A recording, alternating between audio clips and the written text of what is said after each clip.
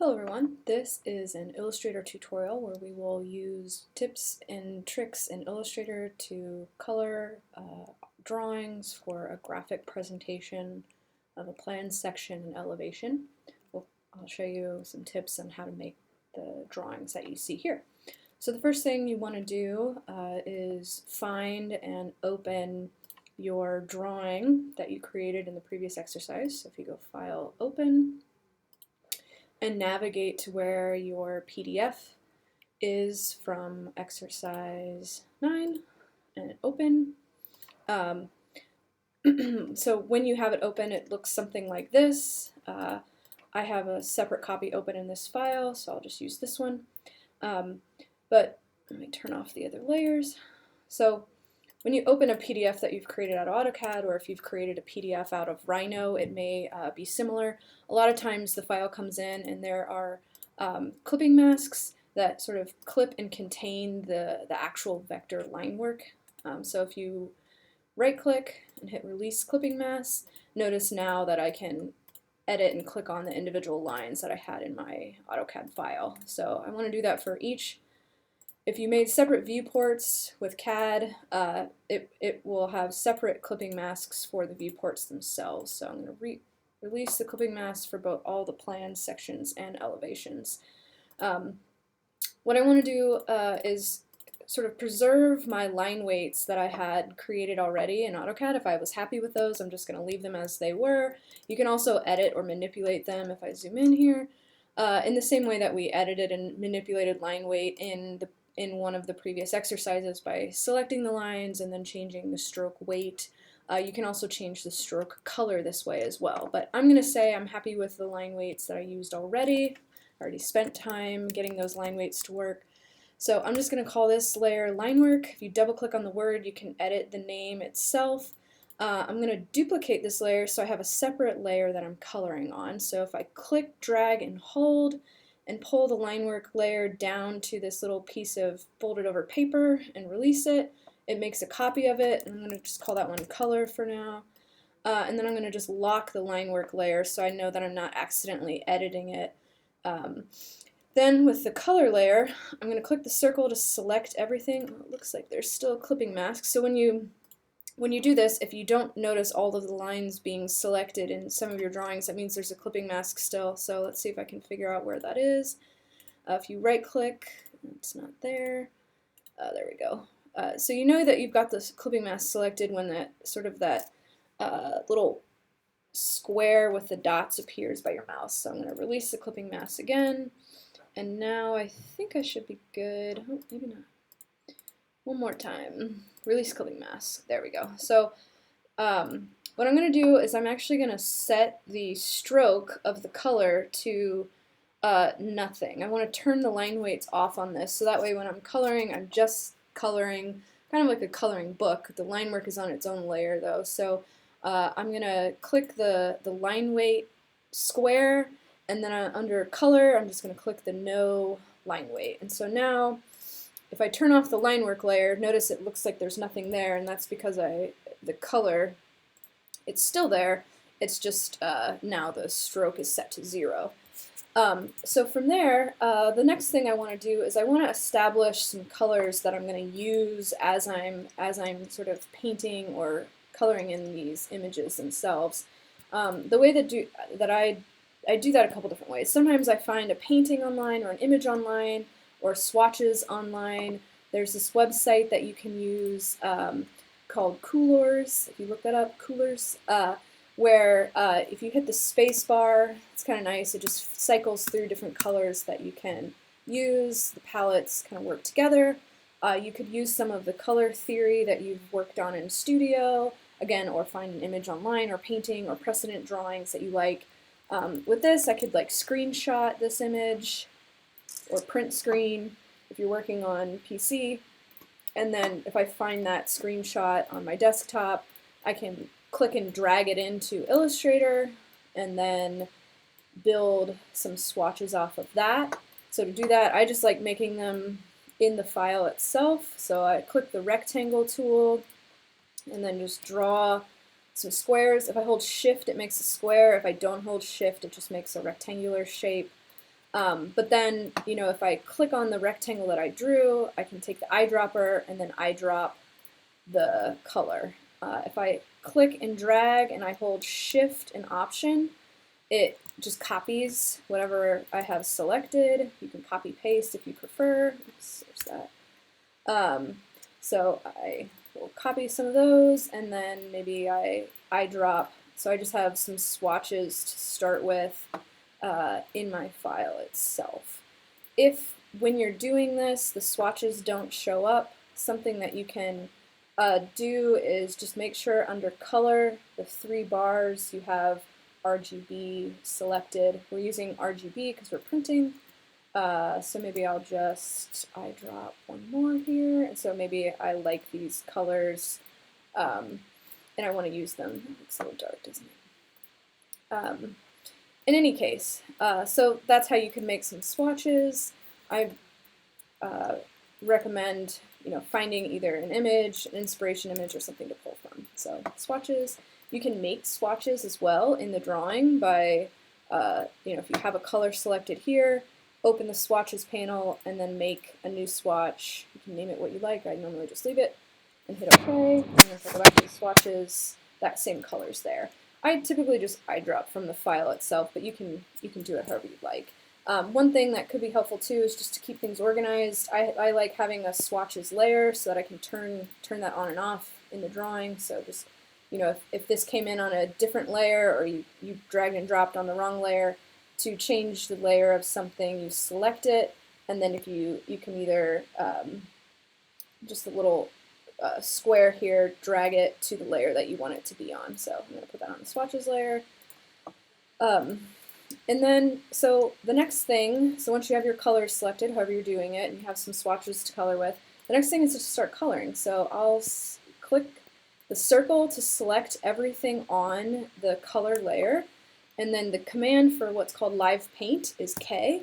So if I hit K, and then I hit Option or Alt to select a color, you can start filling in by clicking,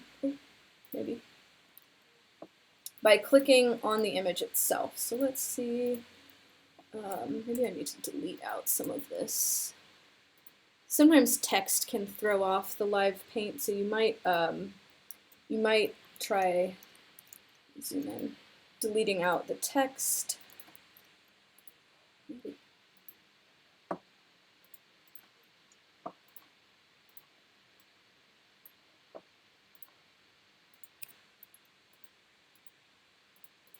And hopefully that works. Okay.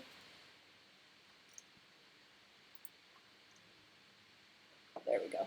So yeah, if you have the text, just delete that out. It gets cranky. But so to hit K and then select your color. Maybe I want to color in the walls a dark gray.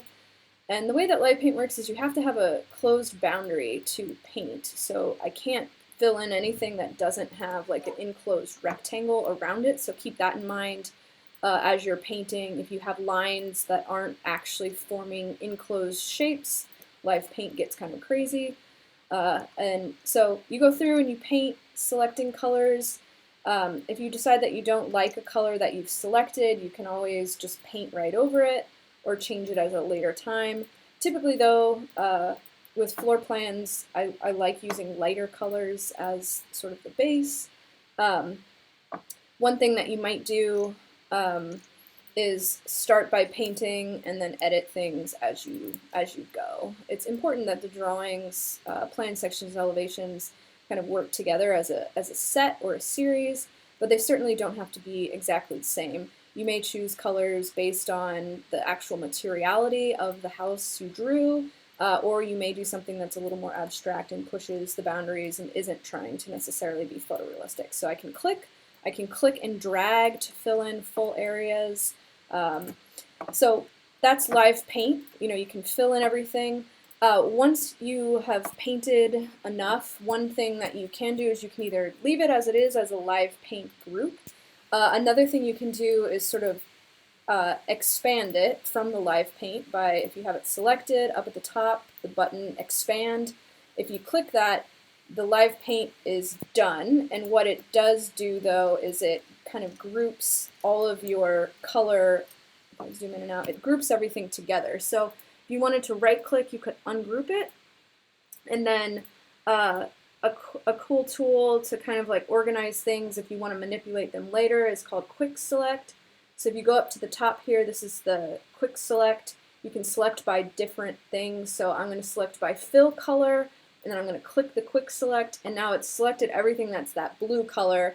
I can make a new layer, and then by clicking and dragging sort of the pink square from the color layer, I could drag it to the new layer, and then now everything that was blue is on that layer. So you could color things with live paint, organize it by layer, and then change things globally that way really easily later if you decided you wanted something to be a slightly different color. So that's a nice tool for globally managing things by layer. So that's live paint. Again, expanding and then ungrouping in order to move things to different layers will be useful. If you then want to live paint again, it's the same thing. You duplicate the line work layer, keeping the line work layer preserved, select it all, turn the actual fill off, and then hit K to paint again. So, and you can keep going that way. So that's if you wanted to keep painting. Let me show you a couple other things. Obviously, you keep painting to have, to fill in. I've chosen to kind of color the plan in a minimal way, but then adds a little bit more detail to my sections and section and elevation. I'll show you a couple more things. So in order to add entourage in the form of birds, people, or to add trees, you can either download vector graphics. So you can download those silhouette vectors or silhouette vectors of trees. Mr. Cutout is a good one for downloading PNGs that can be used in Photoshop, or you can, you open them in Illustrator. I'll show you that in a minute to make your own silhouettes. Texture is a good one for textures if you wanted to get into some textures. And then Studio Alternative TV is another one that I like to use. You have to make an account, and they have vectors you can pay for, but then there's also free ones. So those are the three websites I'd recommend. Obviously, you can just Google things and find them that way as well. But if I go back to Illustrator, and I maybe we'll download, let's see, let's download this lady. So if I download an image, I can right-click on it, open it in Illustrator. Again, if you're working in Photoshop on another exercise, very useful that way. When I bring a PNG into Illustrator, it's not the same as just a vector. It's just it's a raster image, so meaning there's not like the vector points. I can't live paint it. I can't move the points around. It's a rasterized image. But to make it a editable vector, you can do that in Illustrator. So if you go to Window and open Image Trace, it's a panel on the right. It may be open already for you, but if it's not, click on Window, Image Trace. And when I have an image selected, notice that things change over here. There's toggles and options. Up at the top, this changed as well, so I'm going to hit Image Trace. And then notice that it started to make it look almost like cartoony or almost like a comic book, but this is a vector image now. And if I come with these and adjust these toggles, I would do black and white under mode, black and white, and I can change the color later. I just, for black and white, to keep it simple. And if I push the threshold up, if I put it all the way up, it's going to fill the whole rectangle of the image. But if you slide it around, you can generally get a pretty good vector image to work with. So it's still not a vector yet. You're still editing the actual raster image. You can mess around with paths or corners. That kind of determines how, if you think about how sharp or fuzzy, I guess, the image is itself. And there's some other settings you can toggle around with, but I think for now this is okay. I'm going to click Ignore White. Maybe that'll get the background out. And then once I've got a pretty good vector, I hit Expand, and then now I have a sort of editable vector silhouette I can work with. So if I click the Direct Select tool, the white arrow, and I zoom in, you can edit these arrows now. Before I could not do that because it was a raster image. So I could copy this into my drawing itself. Oops. Make sure you have the layer unlocked and selected, or it won't let you paste like it did to me. So now notice she's pretty large for my drawing. I can scale her by hitting E and holding Shift. That keeps her proportions. And then I can move her around with the direct selection tool. If I zoom in, maybe we can see that.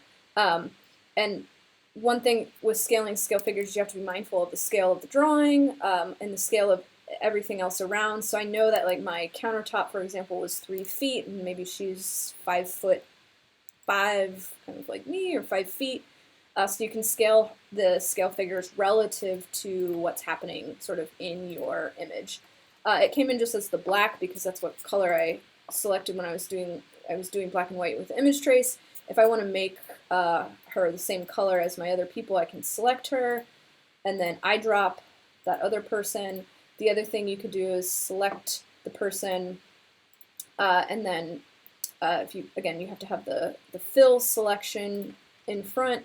You could eyedrop one of your swatches. If you turn the swatches on, maybe you can pick a color. I've chosen to make all of the scale figures a bright pink to contrast kind of the actual drawing itself. So there you go. That's image trace and scaling. You can image trace other things like trees. You could download vector trees. These are birds that I image traced. So you can use sort of image trace to create sort of the entourage. You could also do this with furniture. You can download vector furniture if you wanted to put in some more information. So that's image trace and vectors. The next thing just to think about is as you are editing, you might want to edit line weight itself. So you can do that by making sure that so maybe as you've edited something, you want to adjust the thickness. It's the same way that we worked previously in Illustrator, where if you have lines, you could select them, and you can change the stroke up at the top. You can make it thicker or thinner, so as you're coloring, if you want to beef up the line work or change the color of the line work, you can. So maybe I will release the clipping mask from before, and then maybe maybe these lines that are like the siding on my house, maybe I want to make them darker gray. If I go up to quick select, I can select by stroke color. Notice it's selecting all of the lines that are that color, but maybe I want to make that a darker gray so it shows up a little better on my drawing. Hit OK, and now notice that the wood and the lines of the siding are now dark. You could inverse this and make all the line work white if you had a dark background. That would be easy enough to do, but I think those are sort of the basics for using some quick tools in Illustrator to create some presentation graphics. The final step in this exercise is to save as a PDF. If you haven't saved already, that's one thing you should do, save as. Make sure you save as an Illustrator file to have the working file itself saved on your computer. I've done that already. I am just going to save the progress I've made. But file save as Illustrator, just make sure you have that, and then I want to save a copy as a PDF to upload and submit. So using your last name and exercise 10, PDF, hit save. I've already saved it once, but save it on your computer. You can turn off all of these options to make things smaller, and then under General, just unselect those as you're saving the PDF, not the Illustrator file, and then one thing you can do is save the compression to JPEG, and then maybe a low or medium image quality. Medium is probably fine, and then hit Save PDF, and then it warns you that if you save this PDF without Illustrator capabilities, you won't be able to edit it later, which is fine because you already have the Illustrator file, but just know that that's what it's saying. And so then save that PDF to your desktop and upload. Okay? All right, thank you. This has been a quick Illustrator tutorial for creating graphic presentation drawings.